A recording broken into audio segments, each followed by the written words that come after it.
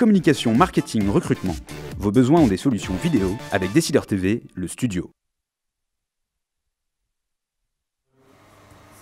Bonjour à tous et bienvenue dans ce nouveau duplex bourse du vendredi 21 février 2014. On se connecte comme d'habitude à la salle des marchés de Bourse Direct avec aujourd'hui notre expert Jean Amar. Bonjour Jean, comment allez-vous aujourd'hui? Bonjour, ça va bien. Alors, la Bourse de Paris se stabilise en ce jour des Trois Sorcières. Est-ce que vous pouvez nous en dire plus? Qu'est-ce que les Trois Sorcières et à quoi peut-on s'attendre cet après-midi?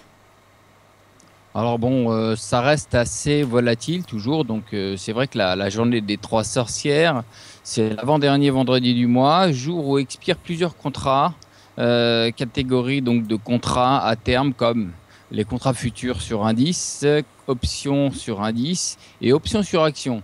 Alors c'est généralement source de mouvements assez erratiques sur le marché. Ce matin c'est encore assez calme, mais ça pourrait se précipiter et bouger un peu plus cet après-midi, c'est possible. Donc pour l'instant c'est assez calme. Très bien, alors dans ce contexte, quels sont les supports et résistances à surveiller aujourd'hui, Jean? Alors le marché est aussi, comme vous avez pu le remarquer, la dynamique restera positive au-dessus de 4330 avec un objectif sur les zones 4400-410. A contrario, donc sur 4325, il faudra surveiller 4280 comme zone d'alerte. Très bien, alors un mot maintenant sur les valeurs, quelles sont celles à observer à la mi-séance?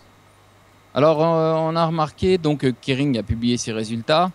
Donc, a enregistré un recul de 3,1% de son bénéfice annuel.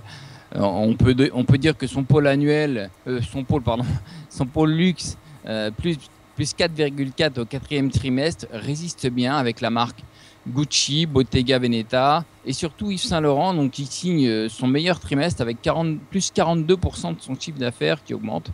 Donc ça c'est plutôt une bonne chose, mais ce qui vient un petit peu noircir tout ça, c'est les résultats de Puma qui reste, vous savez, la marque de sport qui reste encore difficile avec moins 34,3% sur le quatrième trimestre. Donc là, si vous voulez, c'est ce qui ne va pas et c'est ce qui pénalise encore la marque Kering. Le pôle luxe représente 64% du chiffre d'affaires et ils ont annoncé aussi donc un dividende à 3,75 euros en dessous des attentes. Donc les marchés sont un petit peu déçus aussi au niveau du dividende. Très bien, alors on part maintenant outre-Atlantique où l'on prépare le G20 qui a lieu ce week-end. Comment se prépare Wall Street et la bourse de New York, Jean? Alors Wall Street, c'est vrai que ça risque d'être assez calme. Il n'y a pas beaucoup de chiffres attendus cet après-midi. C'est vrai que samedi et dimanche se tiendra le sommet du G20 pour la première fois organisé en Australie.